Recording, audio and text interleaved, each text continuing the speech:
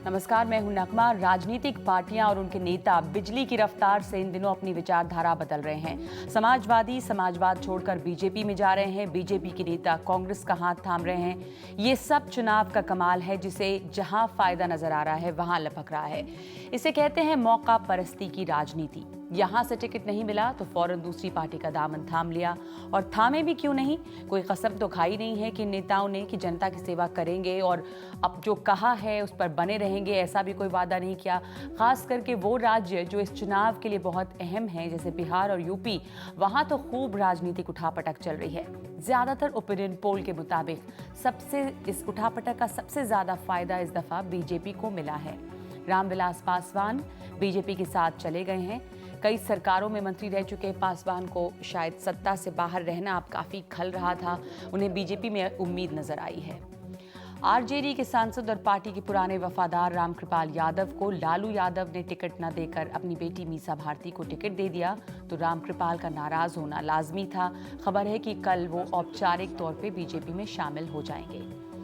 इसके अलावा बहुत सारे नेता पार्टी छोड़ कर गए हैं। अटल बिहारी वाजपेयी की भतीजी करुणा शुक्ला बीजेपी से कांग्रेस में शामिल हो गई हैं। वो कांग्रेस में शामिल होने वाली एक बड़ी शख्सियत हैं। पूर्व केंद्रीय मंत्री और कांग्रेस की नेता रही डी पुरंदेश्वरी भी बीजेपी में शामिल हो गई हैं।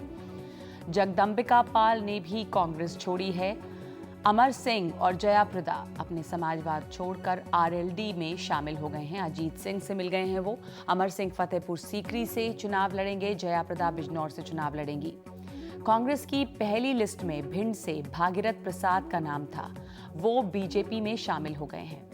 रेणु कुशवाहा जो नीतीश सरकार में उद्योग और आपदा प्रबंधन मंत्री रही, उन्होंने नीतीश को अपना इस्तीफा सौंप दिया है और नीतीश कुमार ने इसे मंजूर भी कर लिया है।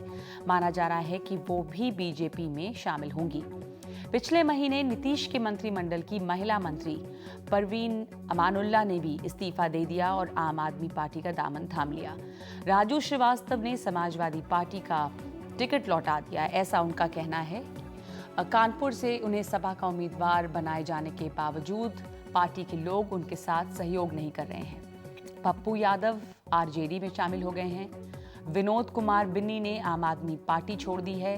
ये तमाम नेता अपनी अपनी पार्टी से असंतुष्ट हैं, लेकिन चुनाव से ठीक पहले पार्टी छोड़ने का ख्याल इन्हें क्यों आता है? जो ये असंतुष्टता है इनकी, वो इसी वक्त क्यों उभर रही है? इनका पार्टी छोड़ना यकीनन इनकी पार्टी के बारे में बहुत कुछ कहता है, और उस पार्टी के बारे में भी जो आनन फानन अब तक विरोधी विचारधारा को अपने में शामिल कर लेती है। तो प्राइम टाइम में सवाल है, क्या राजनीति का दूसरा नाम मौका परस्ती होना चाहिए? और इस पर बातचीत करने के लिए हमारे साथ तमाम गेस्ट मौजूद हैं, तमाम मेहमान हैं। सबसे पहले आपको मिलवा दें, स्टूडियो में हमारे साथ हैं पुरुषोत्तम अग्रवाल।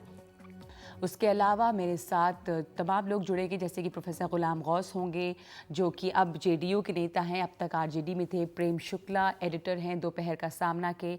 पीएल पुनिया होंगे जो कांग्रेस के सांसद हैं। नीलांजन मुखोपाध्याय यहाँ हमारे साथ हैं, वरिष्ठ पत्रकार। और प्रोफेसर पुरुषोत्तम अग्रवाल राजनीतिक विश्लेषक जो इस वक्त मौजूद हैं।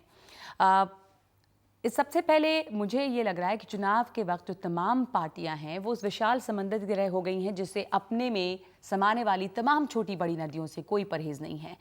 और इस मौका परस्ती का सबसे ज़्यादा फायदा बीजेपी को होता लग रहा है। पुरुषोत्तम अग्रवाल, आपको क्या लग रहा है? तमाम ओपिनियन पोल जो हैं वो कह रहे हैं कि चूंकि एक हवा सी है, एक लहर है बीजेपी की, तो सबको लग रहा है कि सत्ता में आना है तो बीजेपी का हाथ पकड़ लें। देखिए, इसको दोनों तरह से कहा जा सकता है। सत्ता में आना है इसलिए बीजेपी का हाथ पकड़ने वालों की तादाद इतनी ज़्यादा है कि उससे लग रहा है कि सचमुच लहर है। लेकिन वास्तव में लहर है या नहीं है, ये तो चुनाव के बाद मालूम पड़ेगा जी। एक बात जरूर जाहिर होती है कि हमारे ज़्यादातर राजनीतिक लोगों और राजनीतिक दलों के लिए विचारधारा तो खैर बहुत बड़ी बात है। अब किसी तरह के पॉलिटिकल प्रोग्राम और किसी तरह की पॉलिटिकल प्रोप्राइटी का भी कोई मतलब नहीं रह गया है। जैसे मिसाल के तौर पर भिंड से जिन सज्जन को कांग्रेस का टिकट मिला, वो चाहते तो पहले भी पार्टी छोड़ सकते थे, लेकिन उनको टिकट मिल गया, उसके बाद वो पार्टी छोड़ रहे हैं। मिसाल के तौर पर रामविलास पासवान पिछले 10 साल से गुजरात दंगों को लेकर के मोदी को कटघरे में खड़ा किए हुए थे। अब उन्हें मोदी में कोई हर्ज नहीं दिखता, नरेंद्र मोदी उन्हें बहुत अच्छे नेता दिखने लगे हैं। तो ये जो स्थितियां हैं, ये देखिए कुल मिलाकर के ये पार्टियों का आना जाना और सत्ता के इसमें, लेकिन इससे मुझे लगता है कि पूरे के पूरे चुनाव की प्रक्रिया में जो एक धारणा हम लोगों की है कि कुछ पॉलिटिकल चॉइसेस हैं, कुछ पॉलिटिकल प्रोग्राम्स के ऊपर चॉइसेस हैं, वो अब लगता है कि धीरे धीरे कुल मिलाकर के सत्ता और सत्ता को लेकर के कुछ बड़े मोटे मोटे वादे जिनको पूरा करना ना करना कोई परवाह नहीं करता, क्योंकि कोई मैकेनिज्म नहीं है आपके मैनिफेस्टो की परख करने वाला सिवा आपके अपने खुद के घोषणाओं के जी। तो कुल मिलाकर के पॉलिटिकल चॉइस जो है वो एक तरह से मिथ बनती जा रही है। क्या लोग इससे मायूस होते लग रहे हैं आपको नीलांजन के? वो लोग जो एक कैंडिडेट को उनकी विचारधारा के लिए आज अगर हम वोट देना चाहें, अब कल वो बिल्कुल पलट जाते हैं और कहते हैं कि नहीं नहीं ये विचारधारा गलत थी, ये पार्टी मेरे साथ नाइंसाफी कर रही थी, तो आज मैं ये बन गया। तो कैसे एक वोटर के सामने दुविधा होती है कि भाई इतनी जल्दी आपकी पूरी सोच बदल गई, आपने एक लंबा समय गुजार दिया एक पार्टी के साथ, आज उसको बुरा भला कह रहे हैं। तो सबसे ज़्यादा दुविधा में वो वोटर हो जाता है कि हम करें क्या। नहीं, वोटर मेरे ख्याल से दुविधा में तुरंत नहीं पड़ता है, क्योंकि आपने लिस्ट काफ़ी लंबी चौड़ी दी है कि कौन कहाँ से जा रहा है। तो इससे ये चीज़ साबित होता है कि लोगों को ये लगता है, ख़ासतौर से जो नेता जो एक पार्टी छोड़ के दूसरे पार्टी में जा रहे हैं और जो राजनीतिक दल हैं जो उनको एडमिट कर रहे हैं, उनको ये लग रहा है कि कहीं ना कहीं वोटर को शायद इसकी एक्सेप्टेबिलिटी हो, उनको कुछ आदत सी पड़ गई होगी कि चुनाव के पहले हर बार जैसे पत्ते का जो पूरा पैक होता है उसको शफल किया जाता है। चीज को बहुत हल्का नहीं बना दिया है इस पूरी प्रक्रिया ने। हम आदत हमें हो गई है, हम सब चीज को मान लेते हैं, एक्सेप्ट कर लेते हैं। अगर आप थ्योरेटिकली अगर आप देखें तो अभी भी हिंदुस्तान में क्या है कि राजनीतिक जब किसी भी चुनाव में दो किस्म की परिस्थितियां होती है। एक परिस्थिति में जब पार्टी किसी कैंडिडेट को चुनाव जितवाता है जो कि वेव सिचुएशन में होता है, जैसे दिल्ली में अभी दिसंबर में असेंबली इलेक्शंस में देखने को मिला, टोटली अनजान लोग भी एमएलए बन गए क्योंकि आम आदमी पार्टी के फेवर में एक थोड़ी बहुत हवा थी। इसी तरह से 1984 में कांग्रेस के फेवर में एक वेव था जहां कंप्लीटली अननोन फेसेस जो बिल्कुल कभी राजनीति में नहीं उतरे थे वो भी चुनाव जीते हैं। दूसरे ऐसे लोग होते हैं जिन लोगों को पार्टी को लगता है कि अगर ये हमारे साथ आ जाए तो ये हमारे पार्टी के नंबर बढ़ाने में सुविधा करेंगे। ये इस बार जो अभी जो ये फेरबदल हो रहा है वो इसीलिए हो रहा है क्योंकि पार्टीज अभी भी कॉन्फिडेंट नहीं है कि उनके फेवर में वेव आएगी। ये सवाल जो आप कह रहे हैं बहुत दिलचस्प पॉइंट है। ये मैं शिरोमणि अकाली दल जो कि बीजेपी की सहयोगी है नरेश गुजराल उससे मौजूद है। मैं नरेश जी मैं आपसे पूछना चाहती हूँ, जिस तेजी से बीजेपी में इस दफा लोग शामिल हुए हैं, तमाम ओपिनियन पोल्स बता रहे हैं कि बीजेपी में सबसे ज़्यादा लोग अलग अलग पार्टियों से आए हैं। क्या ये बात सच है कि चूंकि कॉन्फिडेंस नहीं है पार्टी को कि हमारी जो अपनी सोच है उसको लेके हम आगे बढ़े, तो जो जहां से आना चाहता है आप सबको संभाल लेते हैं अपने में? आपके दल में सबसे ज़्यादा लोग आए हैं इस दफ़ा। अगर कोई एनडीए को ज्वाइन करना चाहता है तो इसमें हमें तकलीफ क्यों होगी? और आप देखिए कि ज़्यादातर जो पार्टियां एनडीए में आ रही हैं वो एक वक्त एनडीए का पहले भी हिस्सा थी। जहां तक आप विचारधारा की बात कर रही हैं, मैं सिर्फ इतना कहना चाहूँगा कि आप इकोनॉमिक विचारधारा ले लीजिए या पॉलिटिकल विचारधारा ले लीजिए, एक वक्त कुछ लोगों को सोशलिज्म की विचारधारा एक कॉमन पॉइंट था उनके लिए।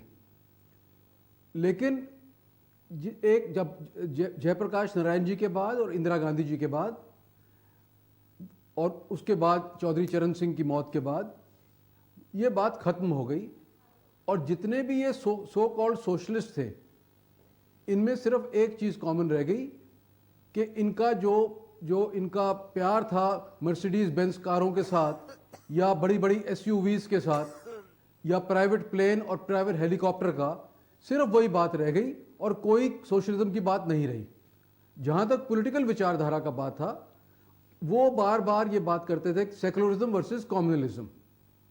और बड़ी अजीब सी बात थी कि जो लोग सेकुलरिज्म की बात करते थे और जो सेकुलरिज्म के सबसे बड़े चैंपियन थे वो वही पार्टी थी जिन्होंने 84 में सिखों का कत्लेआम करवाया। तो ये विचारधारा तो थी ही नहीं, ये तो कन्वीनियंस थी जिसको ये विचारधारा का एक रूप दे देते थे। पर जो कन्वीनियंस जिसका आप आरोप उन पे लगा रहे हैं, वो कन्वीनियंस जो है वो आपके साथ भी है। कल किसी और की विचारधारा जो थी उसको आज आप अपनाते हैं। पीएल पुनिया, जो आपके पार्टी से, कांग्रेस से इतने सारे लोग गए हैं असंतुष्ट होकर, सिर्फ बीजेपी से आपके यहाँ करुणा शुक्ला आई हैं, तो क्या इस पार्टी पर भी सवाल नहीं उठता, जिस भी पार्टी से लोग छोड़ के जा रहे हैं, क्या उस पार्टी की राजनीति पे सवाल नहीं उठता कि इतने लोग, आपके इतने नेता क्यों असंतुष्ट हैं? क्यों नहीं आप उनको इकट्ठा रख सकते हैं? और चुनाव के वक्त में क्यों इतनी घबराहट है छोड़ के भागने की? देखिए, अभी चर्चा हो रही थी राजनीतिक विचारधारा की, सामाजिक विचारधारा, आर्थिक विचारधारा किसी राजनीतिक दल की। शुरुआती दौर में अगर लिया जाए, चाहे आज़ादी की लड़ाई लड़ी जा रही थी उस दौरान में या उसके बाद, कांग्रेस पार्टी एक ऐसा दल था जो जिसमें सभी वर्ग को समाहित करके विकास करने की और स्लाइटली टुवर्ड्स लेफ्टिस्ट की तरफ उसकी विचारधारा मानी जाती थी। भारतीय जनता पार्टी एक राइटिस्ट पार्टी मानी जाती थी और कम्युनल पार्टी मानी जाती है, एक अर्बन बेस्ड जो शहरी और व्यापारी वर्ग की पार्टी हमेशा मानी जाती रही, और समाजवादी पार्टी और ये बाकी पार्टियां। लेकिन धीरे धीरे जो बाकी दल थे, जैसे कॉमन सिविल कोड या मंदिर का मुद्दा, ये कहा कि राजनीति में हम इसको अलग करते हैं, इसको अलग कर दिया। समाजवाद के साथ पूंजीवाद, ये सब सम्मिलित हो गए।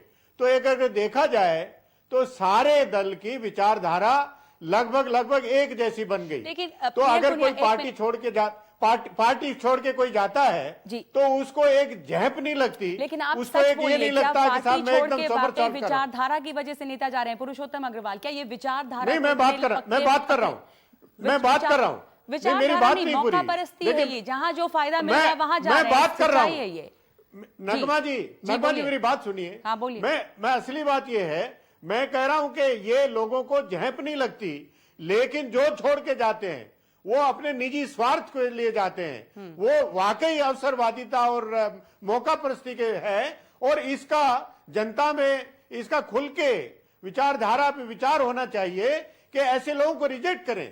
ऐसे लोगों को जब भी चुनाव हो तो उसको रिजेक्ट किया जाना चाहिए। लेकिन आपके दल में कोई शामिल होगा तो क्या आप उसको रिजेक्ट कर देंगे? पुरुषोत्तम जी, आप कुछ कहना चाह रहे हैं? ये जनता की बात है। मैं जनता की बात कर रहा हूँ, जनता को इसमें विचार करना होगा। इतना कहना चाहता हूँ, सही कहा आपने जी, कि ये बहुत दिलचस्प संयोग है कि ये दोनों परस्पर विरोधी राजनीतिक दलों के नेता प्रत्यक्ष या अप्रत्यक्ष रूप से ये मान रहे हैं कि हिंदुस्तान की राजनीति में विचारधारा अप्रासंगिक हो चुकी है।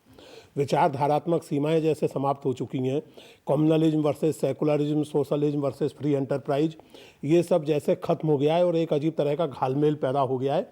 इसलिए जैसा उन्होंने कहा कि एक पार्टी से दूसरी पार्टी में जाने में किसी को झेप नहीं आती है।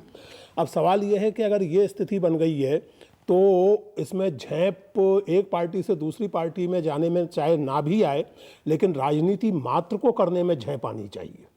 इसका मतलब यह है कि आप राजनीति किसी विचार या किसी पॉलिटिकल प्रोग्राम के लिए नहीं, सिर्फ और सिर्फ सत्ता के लिए कर रहे हैं, और इसलिए जहां आपको सत्ता आती नजर आएगी वहां आप पहुंच जाएंगे।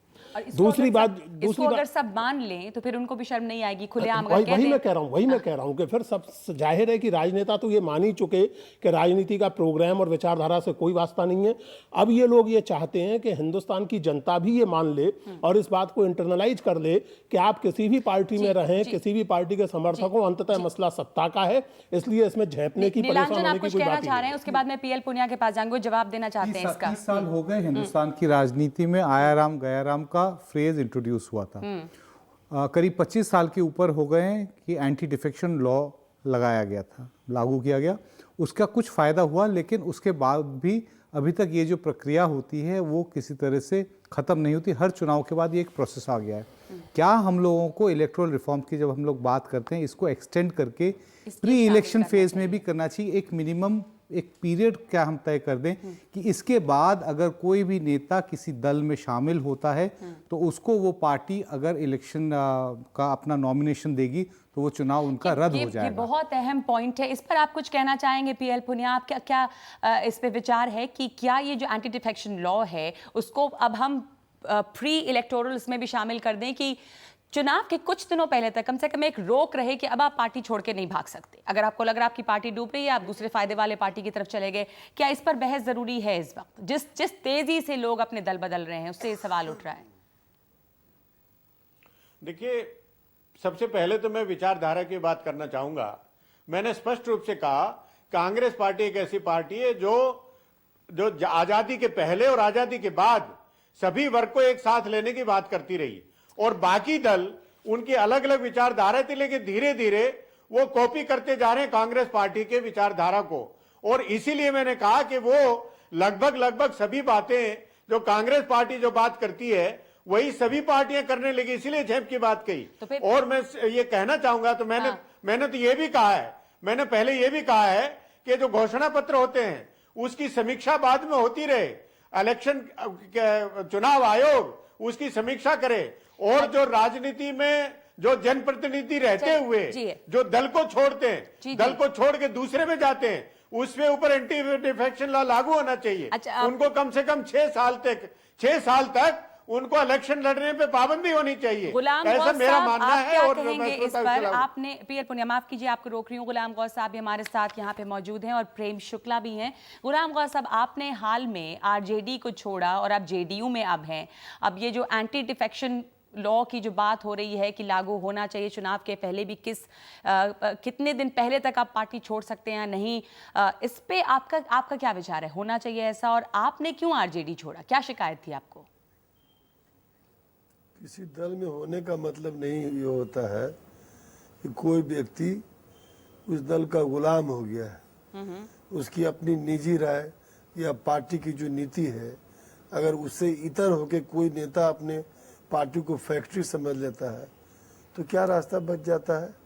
आप मुझसे पूछ रही पार्टी को अपनी फैक्ट्री समझ लेता है, ये कह रहे हैं आप? यानी लालू यादव के लिए आप कह रहे हैं कि वो पार्टी को अपनी फैक्ट्री की जैसा चला रहे हैं? मैं लालू जी की बात नहीं, मैं उनकी बात नहीं कर रहा हूँ। अच्छा, बहुत सारी पार्टियां हैं, तमिलनाडु में है, हैदराबाद में है, जो रीजनल पार्टियां उस तरह से वो हैंडल होती हैं जी, जस्ट लाइक द फैक्ट्री। तो क्या करेगा लोग? नहीं, पर आपने तो आरजेडी छोड़ी है अभी, उससे आपको क्या शिकायत थी?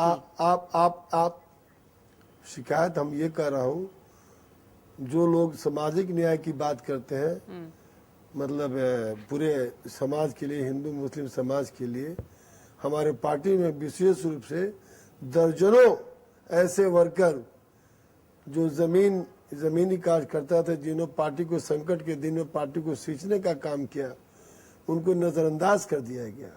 और वैसे लोगों को जो स्पाइनलेस लोग हैं, स्पाइनलेस जो कमरे में चैम्बर में बंद रहते हैं, अपने मोबाइल बंद रखते हैं, और एक आदमी तो ऐसा है हमारी पार्टी में जिसने अपने टिकट के लिए पूरी पार्टी को तोड़ दी, और एक आदमी ऐसा है जिसकी टीवी पर जो है वो क्या कहते हैं नंग धरंग सीडी चली थी बिहार में और सब जगह पर। एक आदमी ऐसा है जो 7 महीना पहले दल में आया और उसको टिकट लेके चला गया। आप आरजेडी की बात कर और रहे हैं? नहीं, मैं कह रहा मेरी, yes I am talking about the RJD. और एक आदमी और ऐसा है, मैं मुस्लिम समाज की पार्टिकुलरली बात कर, जैसे लोगों को टिकट दिया गया, जी जी, और इसमें सोशल इक्वेशन का जरा भी ध्यान नहीं दिया गया। एक ऐसे तबका को 6 टिकट दे दिया गया जिसकी कुल मुस्लिम आबादी जो बिहार की मान ली जाए 100%, तो उसमें 5% से ज्यादा उसकी आबादी नहीं है, और 95% को नजरअंदाज किया गया। पर अब तो क्या ये अब डेमोक्रेसी जेडीयू है? पे, अब नीतीश कुमार पे नहीं, भी आरोप है कि नहीं, इतने तमाम लोग, जो दर्जन भर लोग उनकी पार्टी में अभी शामिल हुए, वो तमाम नए लोगों को टिकट दे रहे हैं, और उनकी खुद की पार्टी में अब इसी बात को लेकर बड़ी नाराजगी है कि आप तमाम पुराने लोगों को नजरअंदाज कर रहे हैं, नए लोगों को आपने, इतना दबाव है कि अब शायद उन्हें मनाने के लिए कैबिनेट एक्सपेंशन करना पड़े, ये चर्चा हो रही है। नहीं, वो तो कैबिनेट एक्सपेंशन तो मुख्यमंत्री के डिस्कशन की बात है, और आज शायद हुआ भी, बहुत दिन से ये मसला टल रहा था। लेकिन ये बात तो सही नहीं ना, चाहे कोई भी पार्टी हो, किसी पार्टी की बात मैं कर रहा हूँ कि जो लोग मतलब संकट के घड़ी में पार्टी को खून से सींचे और उसकी आप कंट्रीब्यूशन को बिल्कुल नकार दीजिए, और 95% मुस्लिम आबादी को नकार दीजिए। ये क्या जमहूरियत है? जमहूरियत वो तर्ज हुकूमत है जिसमें इंसानों को गिनते हैं तौला नहीं जाता। यहाँ बहुत दिमागी लाल की आवश्यकता नहीं है जी। तारीख शायद है कि बहुत दिमागी लाल लोगों ने देश के हित के लिए कुछ काम नहीं किया है। वो चैम्बर में बैठे रहते हैं ऐसे लोग, हाँ, दिमागी मिसाइल चलाते रहते हैं, तिकड़मबाजी कहिए जिसको।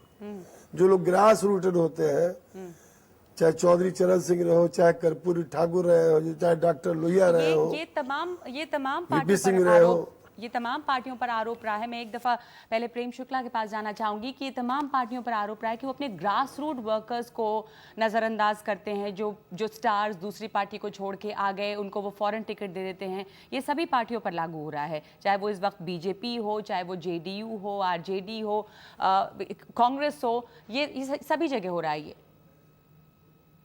नहीं, दरअसल हमने लोकतंत्र को जो है वो सत्ता तंत्र के हवाले इस कदर कर दिया है, और सत्ता तंत्र चुनाव तंत्र पर निर्भर है, और चुनाव तंत्र आपको धन तंत्र, बाहुबलियों और जाति, धर्म इत्यादि के इक्वेशन पे चल रहा है।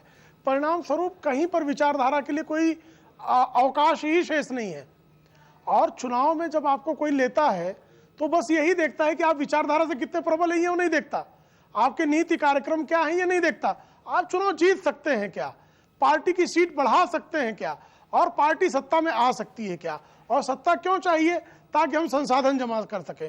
और सारा संसाधन जमा करके आपने जो राजनीतिक दलों का नेतृत्व है वो एक कॉकस कंट्रोल करता है अधिकांश राजनीतिक दलों का, और वो कॉकस जो है सारे बोनसाई ढूंढता है कि जो राजनीतिक कार्यक्रम जिनको न मांगे, जो कोई किसी तरह की विचारधारा की बात ना करें, वो टिकट मांगे, मंत्री पद मांगे, चुनाव जीते और हमको सरकार बनाने में मदद करें। तो ये जब लोकतंत्र की दशा है, ऐसे में दल बदल इत्यादि जो है पूरी तरह से जितने भी कानून आए विफल है। अब दल बदल जो विपक्ष नहीं करा सकता। आपने दल बदल का जो कानून लाया है, अब विधानसभा अध्यक्ष जो है वो संविधान का अपने सुविधानुसार व्याख्या करता है, और वो जो है 2/3 1/3 कुछ नहीं, 5 आदमी को भी अलग करके वो मान्यता दे देता है। आप जाइए, आपको जिस कोर्ट में जाना है। तो जब इस तरह की व्यवस्था खड़ी हो गई है तो लोकतंत्र का मौलिक जो ढांचा है वो खतरे में आ गया है। तो इस पर हमको बहस करने की आवश्यकता है। लोकतंत्र का मौलिक ढांचा खतरे में है, कह रहे हैं बहस इस पर उठनी चाहिए। लेकिन अगर आप नेताओं से भी बात करें तो सब जो ये बात कह रहे थे कि विचारधारा की कोई जगह नहीं, और सब इसी पे कहेंगे। जैसे अभी शिरोमणि अकाली दल के नरेश गुजराल कह रहे थे कि बीजेपी के साथ जो भी अभी आया वो कभी ना कभी बीजेपी से जुड़ा था, हमें कोई परहेज नहीं है, कोई भी अगर हमारे साथ आना चाहे तो ये एक बड़ी समस्या, किसी को किसी विचारधारा से परहेज नहीं है। देखिए, असल में दिक्कत यह है कि जैसा मैंने आपसे पहले ही कहा कि विचार या विचार को तो छोड़ दीजिए, पॉलिटिकल प्रोग्राम का भी कोई महत्व नहीं रह गया है। यानी अगर आप किसी पॉलिटिकल पार्टी से ये पूछें कि आपने फलाना वादा किया था या आपका ये पॉलिटिकल प्रोग्राम है, तो उसकी भी कोई जांच पड़ताल की नहीं, वो हो गया। लेकिन एक बहुत महत्वपूर्ण बात जो मैं कहना चाहता हूँ यहाँ, जब ये जिस एंटी डिफेक्शन लॉ की हम लोग बात करते हैं और जिस पर हम बड़े कभी कभी मोहित दिखते हैं हम लोग, जब ये आया था तभी स्वर्गीय मधुलिमय ने इसका कठोर विरोध किया था, कठोर आलोचना इसकी की थी। क्योंकि इसमें एक समस्या तो ये है कि अध्यक्ष को जो अधिकार प्राप्त है, दूसरे इसमें एक समस्या ये भी है कि पार्टियों के भीतर जो कई बार एक कॉकस पैदा हो जाता है या एक परिवार तंत्र पैदा हो जाता है, उसके खिलाफ विद्रोह की भी कोई गुंजाइश नहीं बचती है। मुझे लगता यह है कि कानूनों के प्रति ऑब्सेशन से बाहर निकल के हमारी कोशिश, सभी राजनीतिक दलों की कोशिश और सभी बौद्धिक वर्ग की कोशिश एक पॉलिटिकल माहौल बनाने की होनी चाहिए, जिसमें कि आप कार्यक्रम के आधार पर, विचार के आधार पर पॉलिटिक्स करें, जो भी आपका कार्यक्रम हो, जो भी आपका विचार हो, और अवसरवाद को आप डिस्करेज करें। हर चीज़ को जब आप कानून के हवाले करते हैं और सत्ता तंत्रों के हवाले करते हैं तो उन सत्ता तंत्रों के दुरुपयोग की संभावना भी उतनी ही बढ़ती है। और हमारे लोकतंत्र की एक बुनियादी समस्या है जिस पर हम लोग चुनाव के माहौल में और चुनाव के माहौल के बाद भी अनफॉर्चुनेटली बात नहीं करते, कि हमें ये पूछना चाहिए अपने आप से कि हमारे कितने राजनीतिक दल हैं जो सही मायनों में पार्टी के भीतर लोकतंत्र का पालन करते हैं, जिसमें पार्टी का मतलब कोई एक परिवार ना हो, जिसमें पार्टी का मतलब पार्टी के बाहर की कोई एक्स्ट्रा कॉन्स्टिट्यूशनल अथॉरिटी ना हो, जिसमें पार्टी का प्रधानमंत्री उम्मीदवार पार्टी के लोग बाद में तय करें, वो बाहर से कहीं से तय होके आ जाए, या पार्टी का मतलब ये हो कि टिकट मिल रहे हैं, चुनाव लड़ रहे हैं तो पार्टी के अध्यक्ष, उनके भाई, उनका बेटा, उनकी पत्नी, और फिर पार्टी के अंदर विद्रोह हो रहे हैं। तो ये जो पार्टी के अंदर का लोकतंत्र है, इसको इंश्योर किए बिना अगर आप एंटी डिफेक्शन लॉ को और मजबूत करते हैं तो वो असल में पार्टी के उस पारिवारिक सत्ता तंत्र को मजबूत करने वाला कदम साबित हो सकता है। जो ये पॉइंट आपने उठाया, मैं वो बीजेपी और कांग्रेस दोनों पर वो सवाल ले जाना चाहूंगी। नरेश गुजराल साहब, पहले मैं आपसे ये बात पूछना चाहूंगी कि जो बात ये कह रहे हैं कि पार्टी के अंदर लोकतंत्र को मजबूत जहां तक करने की बात है, उस पर सभी पार्टियां फेल हो रही हैं। कहीं पे भी शायद ये नहीं दिखता है। कांग्रेस पे परिवारवाद का अगर आरोप लगता है तो बीजेपी पे भी अब लगातार ये आरोप लग रहा है कि वो एक व्यक्ति विशेष के इर्द गिर्द घूम रही है। आपके पार्टी के अंदर के लोग ये आरोप लगा रहे हैं। आज ही आरएसएस प्रमुख ने ये कहा कि हम नमो नमो नहीं जप सकते। तो क्या आपकी पार्टी इससे अछूती है? क्या वहां सिर्फ एक व्यक्ति विशेष को बढ़ावा? आप लोग अक्सर कांग्रेस को ही कहते हैं कि एक परिवार का राज है, पर बीजेपी में भी ये हो रहा है, अब इसका आरोप लगातार लग रहा है। पहली बात तो मैं साफ कर दूं कि मैं बीजेपी का मेंबर नहीं हूं, मैं अकाली दल का मेंबर हूं। लेकिन आप चूंकि उनके लेकिन साथ मैं हैं, फिर भी इसलिए इस अभी बात का बीजेपी जवाब यहाँ पे दूंगा। है। मैं फिर भी इस बात का जवाब दूंगा। ही बता दें, ये कहना गलत होगा कि बीजेपी में कोई परिवारवाद है। आज आप अटल जी की किसी की बेटी को देख रहे हैं वहां, आज आप अडवाणी जी की बेटी को देख रहे हैं वहां कई नेता उभरे हैं और बिल्कुल ग्रास रूट से उभरे हैं और ऊपर ऊपर तक गए हैं। और वहां कई नेता आज हैं जो सारा देश जिनको जानता है, चाहे सुषमा स्वराज कह दीजिए, चाहे अरुण जेटली कह दीजिए, अडवाणी जी की सब प्रशंसा करते हैं।